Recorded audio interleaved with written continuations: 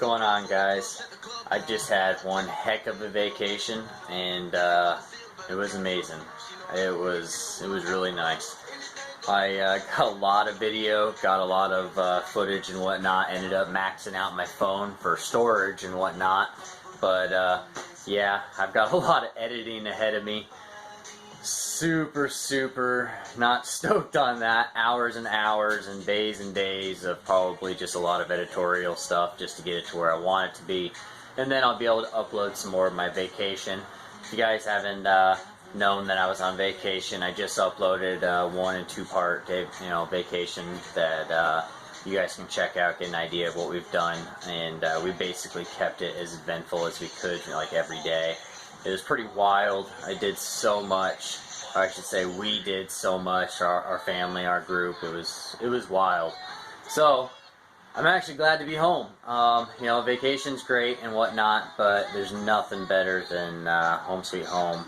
So finally glad to be back to these cars and get something done. And basically was just stressing the whole time about getting this stuff done, and that's just me and my OCD and how I am. But other than that, back to it. I ended up painting the top mount black, heat temp black. You guys can get an idea. Went right through the whole thing. I picked all of the intercooler core out. Sorry, I was drawing a blank there for a second. Got all that done, made it all look nice. It was in really bad shape. And the only thing I don't like is right here I had some looks like a chemical reaction where the paint just wanted to separate from the actual panel. I probably just didn't do a good enough job right here in this area, so I'm going to resand this one fin down this face. It's just a cooling fin, that's all it is.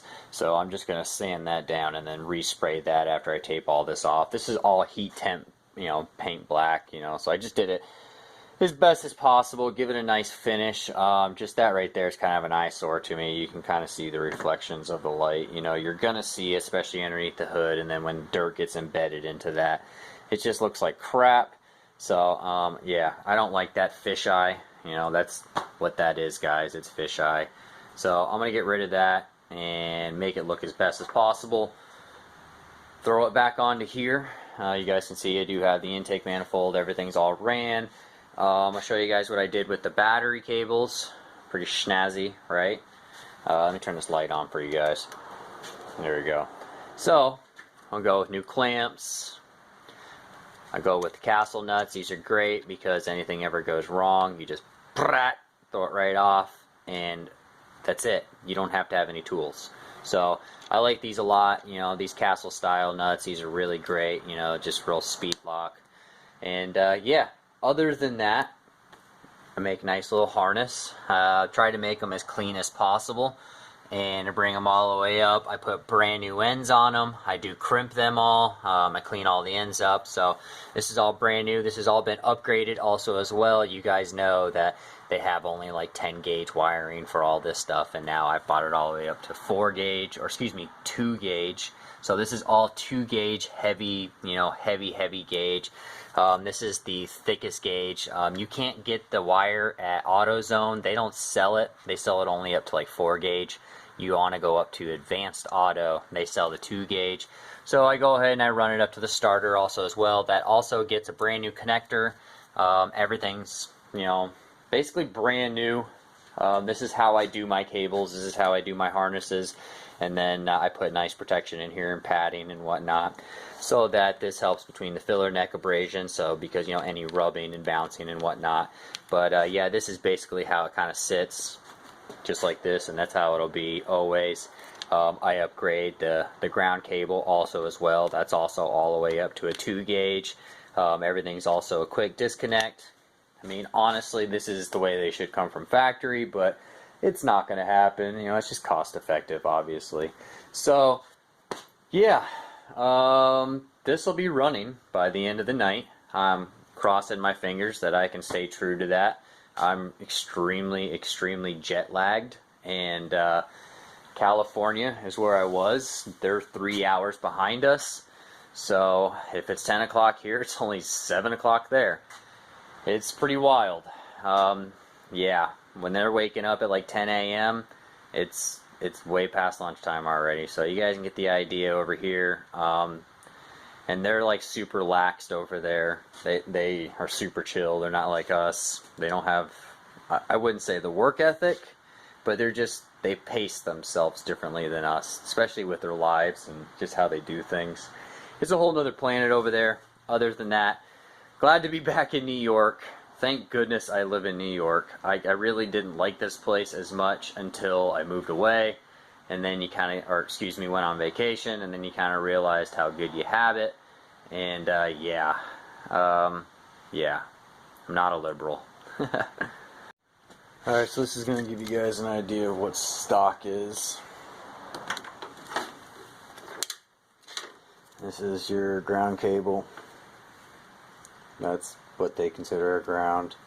You guys can see the difference in cable size. Yeah, let's just say I upgraded. I do all upgrade everything here as well. Sorry, I turned the light back off again. So you guys can see that's the harness. I do run it. It's just 2 of the cables. Tape them tightly together with electrical tape so they're binded just like OE stature. And I put the insulant just on there for rubbing just like they do from the factory. As you can see, this is actually dry rotted, but it's the same concept. As you can see, it's the abrasion on the metal hanger that they put it here that hangs on. That's what this padding is for. So I'm probably just going to end up, just chipping this away, and then I'll shine up all this hose, clean up all the hose, and it'll look really nice here as well. And then I'll go ahead and put another rubber insulator there also as well, just like I did here. Nice rubber insulator. I have a lot of this rubber. I save it from other vehicles so that I can use it later on, for restoration jobs, just as so. And yeah, I mean, this car's been sitting for a very long time, and yeah, since 2013. It's had a huge rat nest in it. I've gone through it, or excuse me, mouse nest, and there's probably about 4 or 5 nests that I found total. And yeah, I like a challenge. I absolutely love a challenge. So that's basically what I'm doing now. I'll get this up to its former glory and then some. Obviously Rumble Garage's quality, my quality, and up to my par, and go from there. Like, like the radiator support, like here, I just noticed this. It's like, I took this off. He had this just like screws in there. He just drilled a hole and then just screwed a coarse thread screw through there just to kind of hold that there. That's no moss for me. That's not going to work, just so he could have the WRX radiator in here. I don't like that, so not going to happen. I got a Mishimoto radiator for this. Nice, $300 something freaking radiator, and we're going to throw that in there. Just ran into the AutoZone. I had to get a couple things. Obviously the discs, these are your surface conditioning discs. They're going to be graded. This is your medium.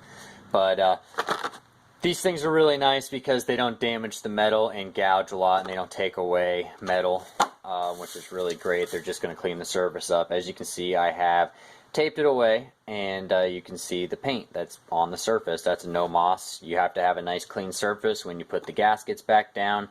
And I actually don't like the OEM gaskets. I've had a lot of boost leak issues for the Y pipes.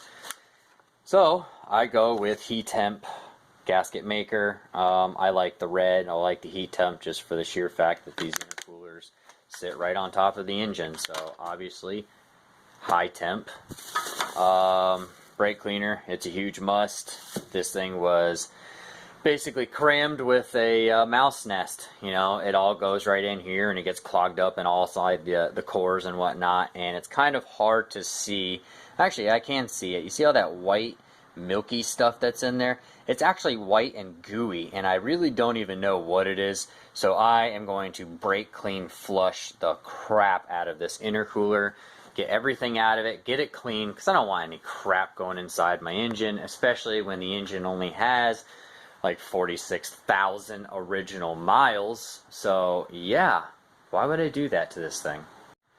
So maintenance to me is everything, guys. You really should maintenance everything that you paid for with your own hard working dollar. You understand what I'm saying? Why have something and just let it waste away. It never made any sense to me. I'm the Subaru owner that doesn't like his Subarus to rust.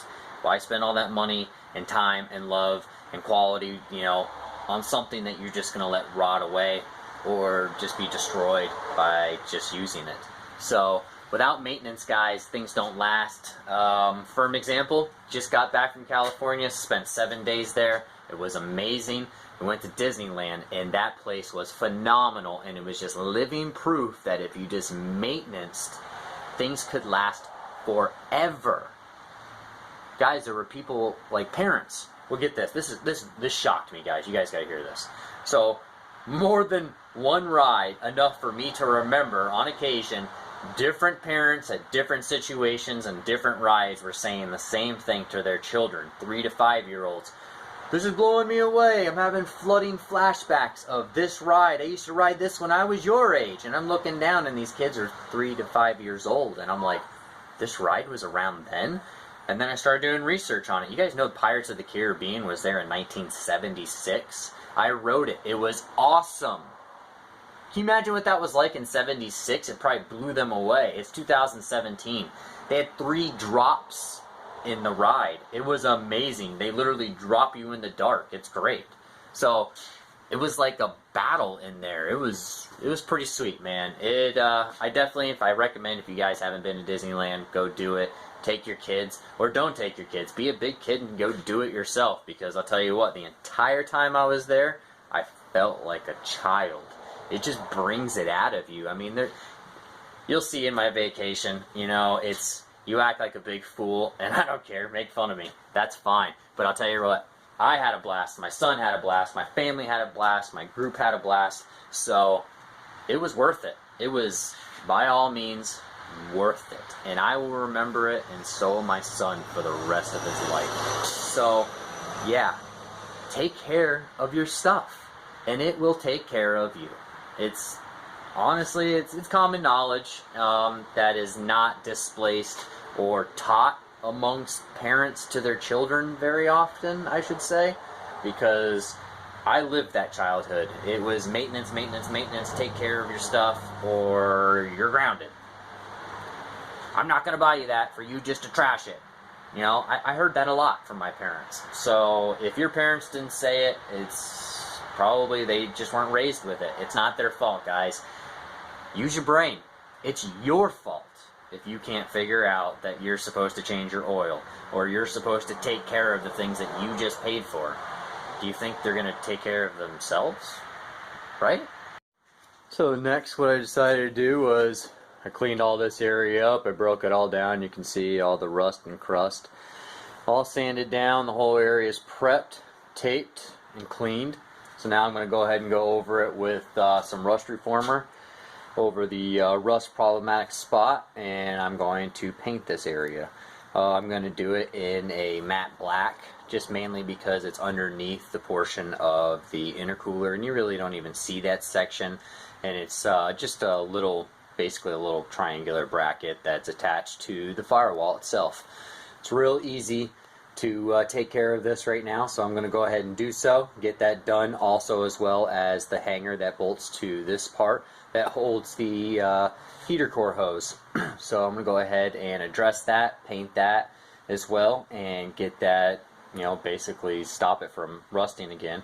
And then repeat over here as well. You can see where the ground bracket is. Obviously, it's probably not the greatest ground just by looking at the bracket. So we're going to go ahead and clean that up and then prep it and go from there. Take that off and repeat the process such as so. Get that done.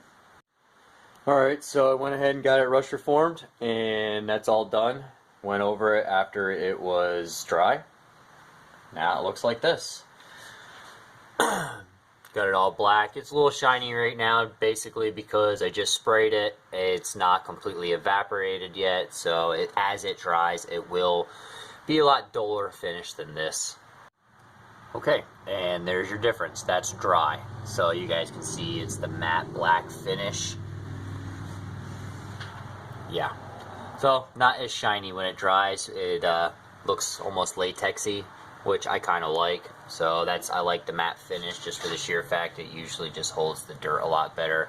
And it doesn't look as cheesy also as well. I don't like a really shiny gloss paint just for the sheer fact, especially through like aerosol cans like spray paint. It looks really cheesy. This stuff tends to blend better together. And yeah, other than that, nice. Let me see if I can get this paper off now.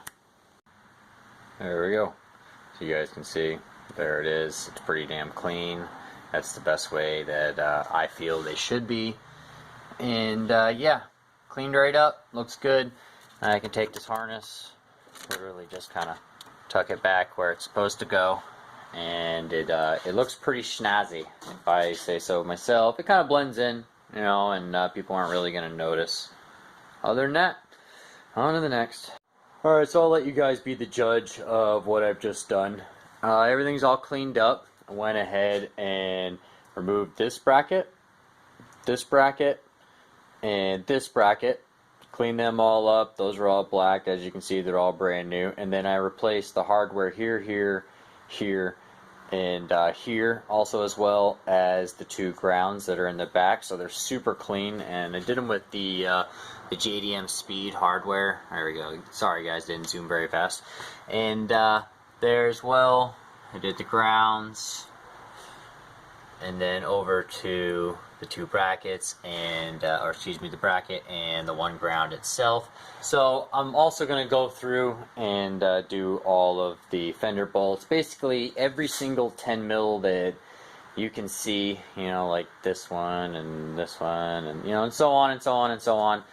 They'll all be the really nice hardware. I was just going to do the standard stainless steel, which I normally do for all the restores and whatnot, but I've been kind of going over and beyond on this gf8, and I really like this one. It's super clean. I like the shape of it, and yeah, I might as well just go a little bit more over and beyond if I have it. You know, it's better to just spend, you know, the money on the little things, because the little things go far. You know, it just, to me, if someone sees something like this, it's going to show them that I do pay attention to detail.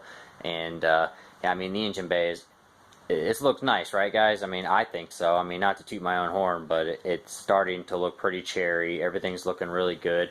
I've addressed everything, got rid of all the rust and, you know, all that amber color that, you know, like this pulley right here. Obviously, I'm going to address that, guys. So if it's an eyesore for you, it's an eyesore for me too.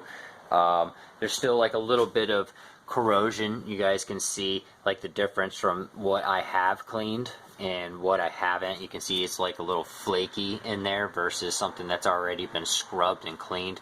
I can't get down here. I just need a smaller brush as well as in here. So I got to run back up to Harbor Freight so I can get those really cheap, you know, bronze, you know, metal brushes, so I can get in there and just basically wire brush it and clean it all up, get that corrosion off, because that's just really what it needs. Aluminum takes a long time to corrode. Like, this is literally years and years and years, you know, since 2005. That's how old this motor is. That's how long that's been corroding for. I'm the first person to ever try and get the corrosion off.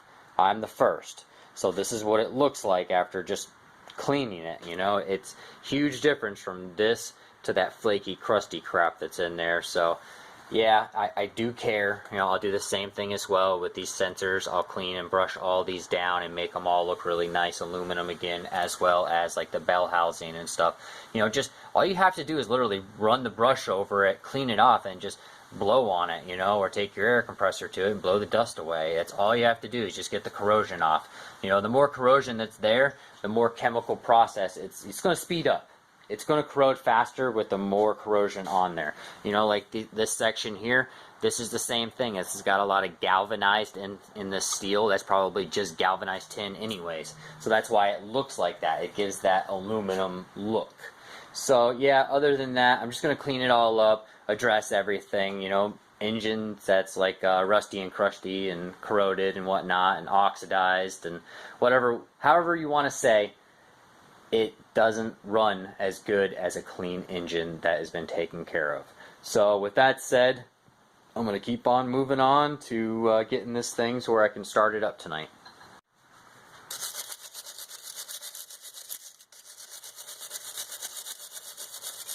See it going everywhere? It's years and years and years. corrosion. This is literally it. This is all you have to do.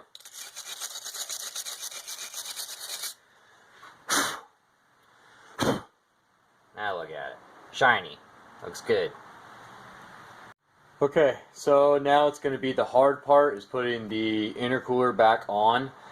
How I normally do it is I reach from underneath, and you see this thumb here. I actually am holding this. This is all a grip, and this is all will be sitting on my forearm like this, and I'll be holding that section where that thumb is. That's where my thumb is will be, and I'll be trying to push this section on. So imagine my thumb there and underneath the intercooler, and the intercooler resting on my forearm. So you'll literally set down like this, and you'll slide it onto the turbo first, and with the other hand you're going to ratchet it tight, and then well, not completely tight, you just want to snug it so it actually stays on to this beveled lip here. Alright, that's flanged for a reason, so it doesn't pop off.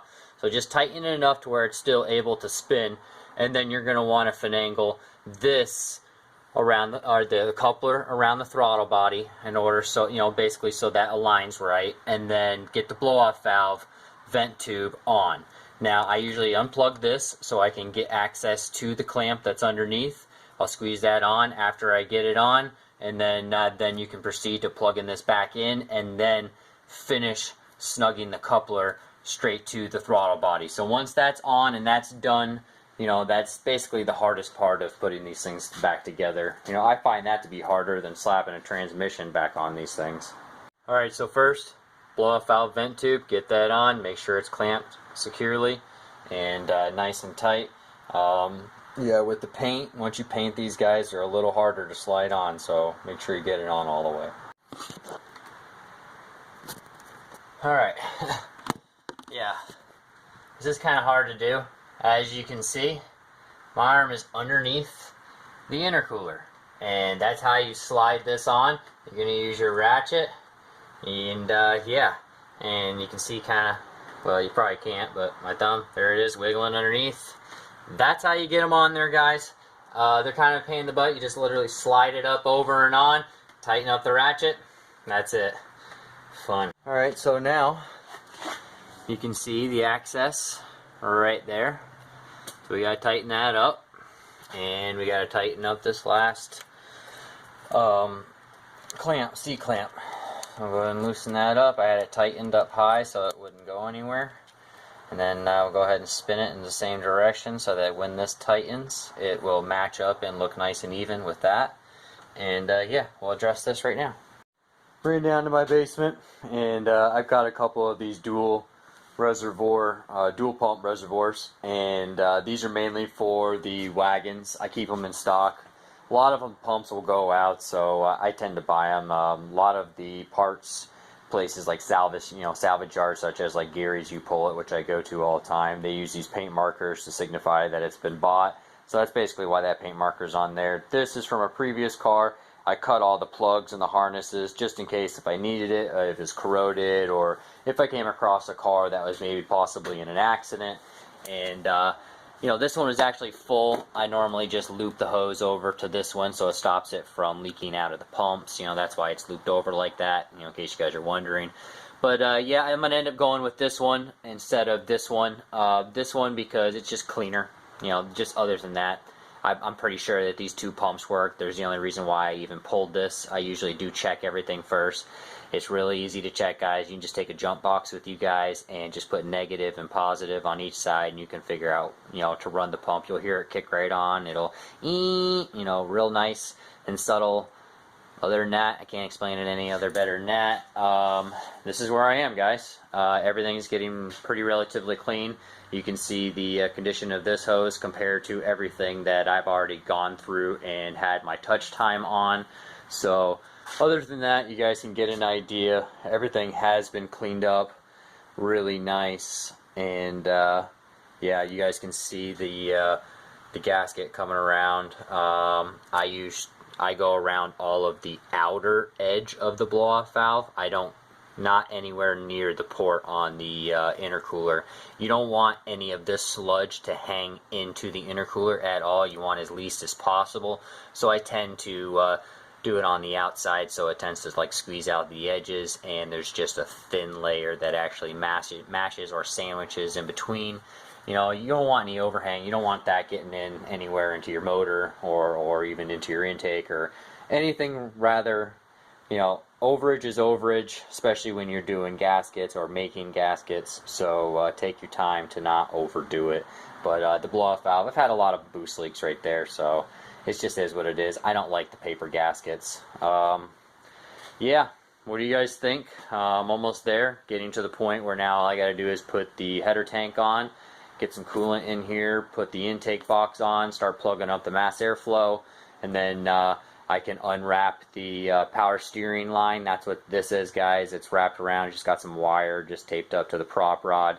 So it just keeps my reservoir out of the way. I'll then bring that back over here, put the copper washer back onto the power steering pump, and start plugging everything all back up. I'll shine all this back up, and then clean everything up. But I still got to do the Mishimoto radiator. I'll get that in here, start putting some new fluids in, and start this thing up tonight. Should be pretty nice. I'm hoping, cross my fingers, there's no issues. I'm really positive that I've gone through anything and everything, and that's why I'm at the point now, because I had to go through a lot of things because this car sat so long. So other than that, I'm going to get it all back together, get the Grimspeed oil separator back on, and yeah, button it up to where at least I can plug the ECU back in. I've got that unplugged and set off to the side. And yeah, we'll put power to it. It's real easy, guys. You know, you can leave your grounds on. All you do is just, here's your positive. You know, this is the brings power to the starter, and then this is power to the computer. It's real easy, guys. So all you do is just castle nut off, put that on, castle nut tight. Real simple. You guys have an electrical fire, boom, pull it right off. You need to put a new accessory on it. Maybe you got some new gauges. You got a stereo system. You want to run a big cable all the way through, and you got a big speakers in the back. Castle nut off, connector on, castle nut on. Real simple, real easy. Yeah. What do you guys think? Everything looks all nice, clean, the way it should. Yeah. Other than that, once I get started, it's gonna get a bath. So yeah, other than the bath, it's going to get paint time after that. I got to get the hood and the fenders and everything to match as well, guys. But tonight, you know, like I said, cross my fingers, I'm going to get this thing running, at least start it tonight, and at least diagnose why it won't stay running or whatnot, and go from there. It could be electrical issues. I have no clue. I haven't even got to really even hear this thing run for longer than I could pour gas into the intake. So yeah, that's it. That's where I'm at. We're gonna get it running tonight. Another Subi. I like challenge. Alright guys, so I don't use these brackets. I hate these fuel rail brackets just for the sheer fact they're always in the way.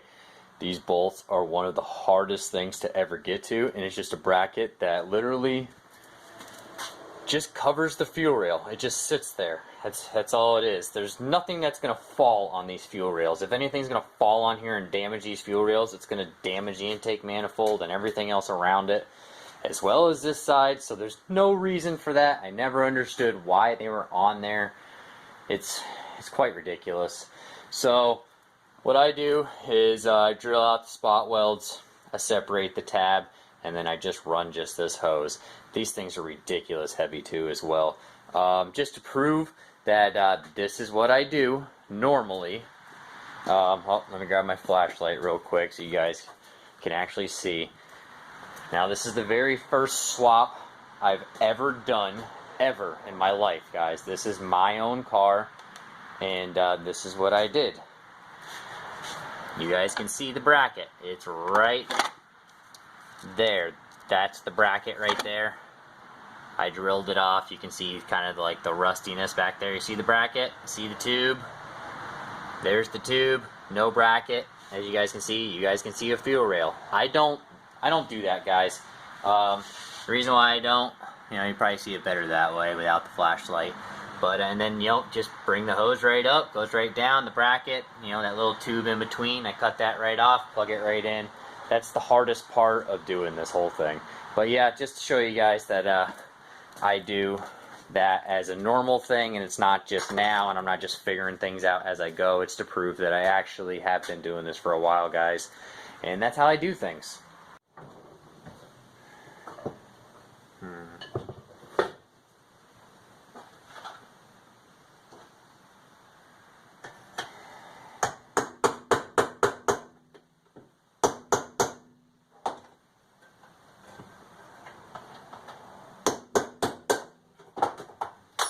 That's it. Once you drill them off, they're pretty relatively easy. They come right off. Drill the spot weld off. That's actually where it spots, you know, where it welds through, and it's going to adhere. And then you can see right here where I drilled all the way until it stops. You know, I don't go much farther than the actual plate. You can see where it actually starts to separate. And yeah, you drill right through, pop it off. Real simple. Other than that, now I can connect the oil vent tube. Simple. Alright, so for the header tank, guys, I actually have these. These are nice little polyurethane spacers. I like these just because of the heat retention. I put them in between the actual manifold and the header tank itself, and it's going to stop a lot of the heat displacement between the intake manifold and the header tank. So this obviously is going to get hot and transfer into the coolant reservoir, the header tank. So I usually use polyurethane bushings in between here. They do sell kits also as well that are polyurethane bushings. Guys, that's where I got the idea from. So with that said, that's what I do. I go out and buy polyurethane bushings. I've got a whole kit and caboodle of bushings and whatnot. These are all poly, bushings, depending on what thickness and size and how high you're basically trying to go with the reservoir. But I tend to only stack it. You know, it's about maybe 1/4 of an inch. I would say that is 1/4 inch. You can do 2 of them, a 1/2 inch spacer, but it's just depending on what your preference is. I just use the 1/4 inch spacers. I throw them in there and then sink the OE bolt back in. All right, so it's coming along. Looks like all I got to do now is finish up the intake and put the oil separator back on, connect some power to this thing, and yeah, fire it over. Let's see how this thing runs. Yeah, let's cross your fingers. Cross your fingers for me. Well, guys, what do you think? It is officially back together. Literally all I have to do is swap out the radiator, throw some new fluids in it. She's ready to go. She's ready to start. So right now I'm going to go through my checklist, make sure everything is basically connected and in its proper place. And yeah, I think she looks great, guys. She's coming a long way. Definitely come a long way. So right now I just pulled the dipstick, and I actually ended up pulling it about 4 times because I couldn't believe it. When I pull the dipstick, it's actually 3 inches above the full line. So there is way more oil in this motor than there's supposed to be. So I got a feeling they just kept adding oil. I'm not real sure why there's so much oil in this engine, but there's definitely oil in it. So I'm going to go ahead and drain it, give it its first oil change with me, throw a brand new filter on it, and I'm actually thinking about changing the plugs as well. I did buy brand new plugs for my other car, and obviously it's an EJ20, so they're the same. So I might end up just changing the plugs in it also as well. We'll just see how it runs, type deal. We'll see how it goes. They're pretty relatively easy.